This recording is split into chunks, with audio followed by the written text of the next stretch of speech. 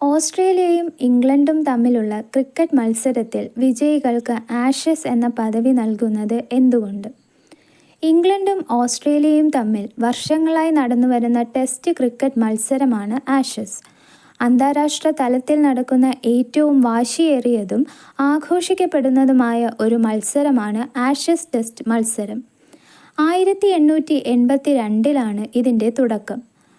ഇപ്പോൾ 2 വർഷം കൂടുമ്പോഴാണ് മത്സരം നടക്കുന്നത്. ഒരു തവണ ഇംഗ്ലണ്ടിലാണ് മത്സരമെങ്കിൽ അടുത്ത തവണ ഓസ്ട്രേലിയയിലാവും മത്സരം. ഓരോ തവണയും മത്സര പരമ്പര ജയിക്കുന്ന രാജ്യത്തിൻ്റെ കയ്യിലാവും ആഷസ്. അടുത്ത തവണ ആഷസ് സ്വന്തമാക്കണമെങ്കിൽ പരാജയപ്പെട്ട രാജ്യം കപ്പ് കയ്യിലിരിക്കുന്ന രാജ്യം ജയിച്ചതിൽ കൂടുതൽ മത്സരങ്ങൾ ജയിച്ച് പരമ്പര സ്വന്തമാക്കേണ്ടി വരും. ടെസ്റ്റ് പരമ്പര സമനിലയിലാണ് അവസാനിക്കുന്നതെങ്കിൽ നിലവിലുള്ള ജേതാക്കൾ ആഷസ് നിലനിർത്തും. ഈ പേരിനു പുറകിൽ രസകരമായ ഒരു കഥയുണ്ട്. 1882 ഓസ്ട്രേലിയയും ഇംഗ്ലണ്ടും തമ്മിൽ ഇംഗ്ലണ്ടിൽ വച്ച് ഒരു ക്രിക്കറ്റ് മത്സരം നടന്നു.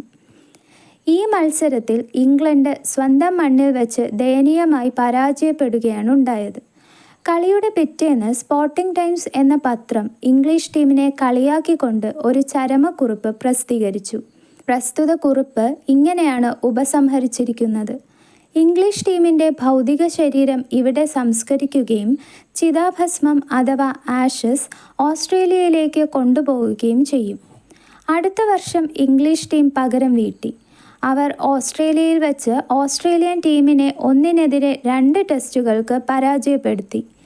ഈ സന്ദർഭത്തിൽ മെൽബോണിലെ ക്രിക്കറ്റ് ആസ്വാദകരായ ഏതാനും വനിതകൾ ഒരു ക്രിക്കറ്റ് സ്റ്റമ്പ് കത്തിച്ച് അതിൻ്റെ ചാമ്പൽ ഒരു കുടത്തിലാക്കി അന്നത്തെ ഇംഗ്ലീഷ് ടീമിൻ്റെ ക്യാപ്റ്റനായ ഐവോ ബ്ലയെ ഏൽപ്പിച്ചു.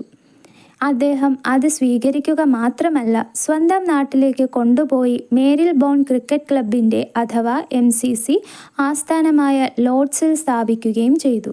ഈ സംഭവത്തെ തുടർന്നാണ് ഇംഗ്ലണ്ടും ഓസ്ട്രേലിയയും തമ്മിൽ നടക്കുന്ന ക്രിക്കറ്റ് ടെസ്റ്റുകളിൽ വിജയിക്കുന്ന ടീമിന് ആഷസ് അഥവാ ചിതാഭസ്മം എന്ന പദവി നൽകി തുടങ്ങിയത്.